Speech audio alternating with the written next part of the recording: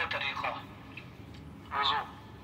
نیت کریں کہ آپ نماز کے لیے وضو کر رہے ہیں اور شروع کیجئے ان الفاظ سے: بسم اللہ الرحمن الرحیم، شروع اللہ کے نام سے جو بڑا مہربان اور رحم والا ہے۔ نمبر 1، 3 دفعہ اپنے دونوں ہاتھ کلائیوں سمیت دھوئیں اور اطمینان کر لیں کہ پانی ہاتھ کے ہر حصے تک پہنچا ہے، انگلیوں کے درمیانے حصے بھی شامل ہیں۔ نمبر 2، سیدھے ہاتھ کا استعمال کریں، ہاتھ میں پانی بھر کر منہ میں ڈالیں اور اچھی طرح کلی کریں۔ اس عمل کو 3 دفعہ دہرائیں۔ نمبر 3 اور 4، دوبارہ اپنے سیدھے ہاتھ کا استعمال کریں، ناک میں پانی ڈال کر اپنے نتھنوں کو صاف کریں، جو بھی گندگی رہ گئی ہے اسے الٹے ہاتھ کی مدد سے صاف کریں اور ناک کے سرے کو بھی صاف کریں۔ یہ عمل 3 دفعہ دہرائیں۔ نمبر 5 اور 6، دونوں ہاتھوں کا استعمال کرتے ہوئے اپنے چہرے کو پیشانی سے لے کر تھوڑی تک اور ایک کان سے دوسرے کان تک 3 دفعہ دھوئیں۔ نمبر 7، اپنے سیدھے ہاتھ کو کوہنی سے اوپر تک 3 دفعہ دھوئیں اور یہ عمل الٹے ہاتھ میں بھی دہرائیں۔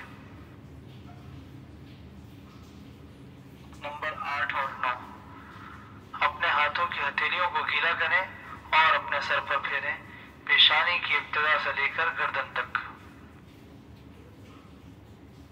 نمبر 10، کانوں کے اندرونی حصے کو اپنی گیلی شہادت کی انگلیوں سے صاف کریں اور عین اسی وقت اپنے انگوٹھوں سے کانوں کی لوئیں کو بھی پیچھے سے صاف کریں۔ نمبر 11، گیلے ہاتھوں کی پشت اپنی گدی پر پھیریں۔ نمبر 12، اپنے سیدھے پیر کو اپنے ٹخنوں تک دھوئیں اور پورا یقین کر لیں کہ پورا پیر گیلا ہو چکا ہے، پاؤں کی انگلیوں کے درمیانی حصے بھی شامل ہیں۔ یہ عمل الٹے پیر میں بھی دہرائیں۔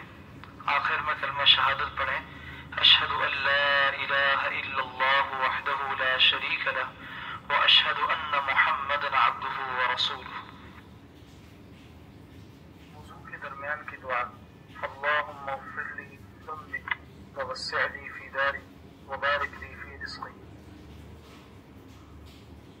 ان وجوہات کی بنا پر وضو کو دوبارہ کریں۔ نمبر 1، کسی بھی قدرتی عذر کی بنا پر مثلا پیشاب، پخانہ یا ہوا وغیرہ کا خارج ہونا۔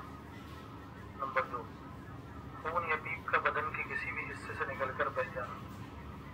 نمبر 3، منہ بھر کر الٹی کرنا۔ نمبر 4، ٹیک لگا کر سو جانا۔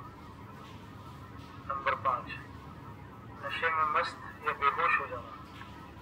نمبر 6، رکوع یا سجدے والی نماز میں قہقہ مار کر ہنسنا۔